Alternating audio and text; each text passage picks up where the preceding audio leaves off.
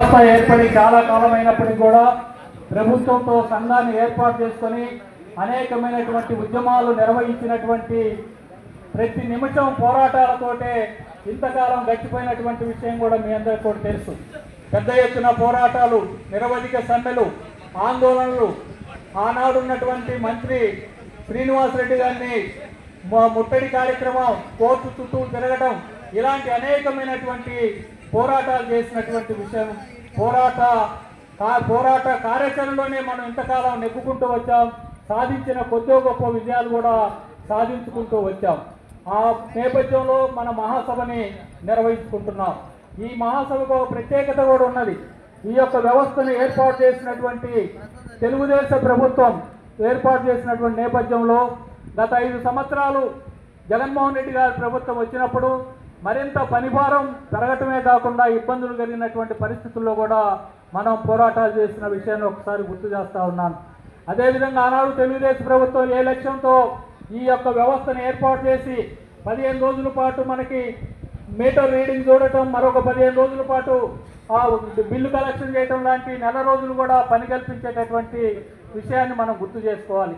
ఆ తర్వాత వచ్చినటువంటి ప్రభుత్వం ఈ ఉన్నటువంటి వ్యవస్థని మార్చేసి మళ్ళా మనకి ఓన్లీ రీడింగ్ చేయటమే కాకుండా పనిని కూడా కుదించి పనిభారం పెంచి ఇస్తున్నటువంటి వేతనాలని, కూలీలను కూడా మరి తక్కువ చేసినటువంటి పరిస్థితుల నుంచి ఉన్నాం. ఈ నేపథ్యంలో కూడా ఆనాడు ప్రతిపక్షంలో ఉన్నటువంటి తెలుగుదేశం ప్రభుత్వం విద్యుత్ మీటర్స్ యొక్క మేము ఏర్పాటు చేశాం, మన పోరాటాల సమయంలో మన ధర్నాల దగ్గరికి వచ్చి, మన పోరాటాల దగ్గరికి వచ్చి, మన ప్రభుత్వం వచ్చిన వెంటనే మీ యొక్క పని భద్రత కల్పిస్తామని చెప్పి హామీలు ఇచ్చినటువంటి విషయాన్ని కూడా ఒకసారి గుర్తు చేస్తూ ఉన్నాం. హామీలు ఒకసారి రాష్ట్ర ప్రభుత్వానికి గుర్తు చేయాల్సినటువంటి అవసరం ఉన్నది.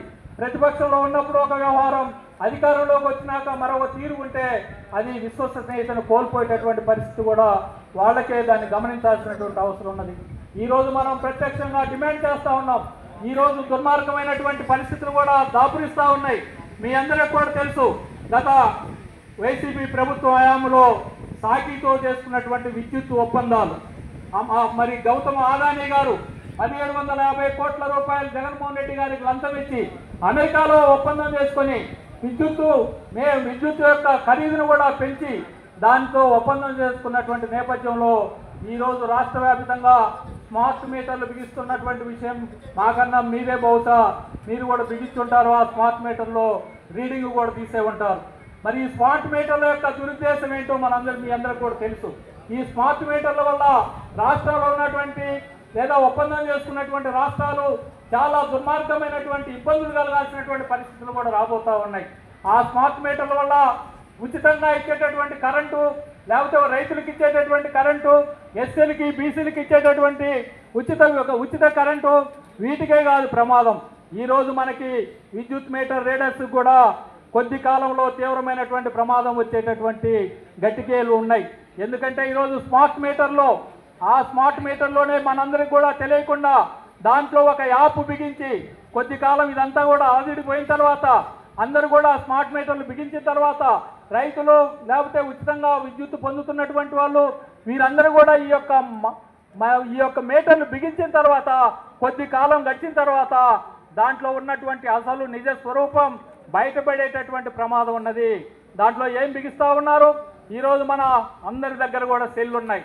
సెల్లులు కూడా గతంలో ముందు డబ్బులు బిల్లులు కట్టేవాళ్ళం.